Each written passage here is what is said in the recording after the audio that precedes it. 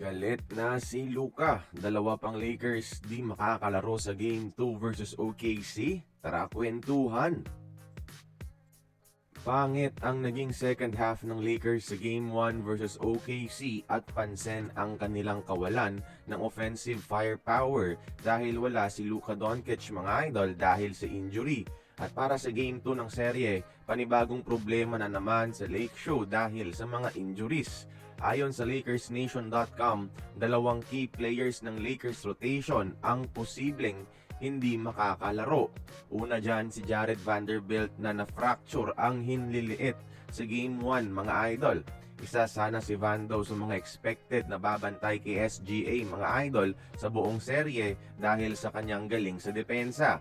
At heto yung best shooter nila na si Luke Kennard ay doubtful yung status mga idol sa Game 2 dahil may iniinda siyang neck soreness.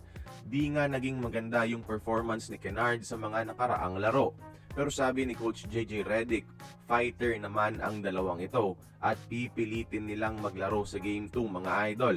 Si Vando pipilitin dahil sa pinky lang naman ang fracture at si Kennard pwedeng tumira lang ng pain reliever para maging available sa Game 2. Game time decision yung status nilang dalawa, so bago ang tip-off pa natin malalaman kung maglalaro nga ba. Pero sana, oo. Dahil sa mga injuries na ito, di na maitago ni Lakers superstar Luka Doncic mga idol ang frustration. Di na nga siya makalaro, nadagdagan pa ng iniinda ang mga key players nila. Ayon kay Luka, very frustrating na hindi siya nakakatulong sa kanyang team mga idol, lalo kung saan kailangan na talaga siya. Yung best hope sa kanya is makabalik sa Game 3 or Game 4 mga idol. Pero malaking risk yan dahil 8 weeks ang timeline ng kanyang recovery.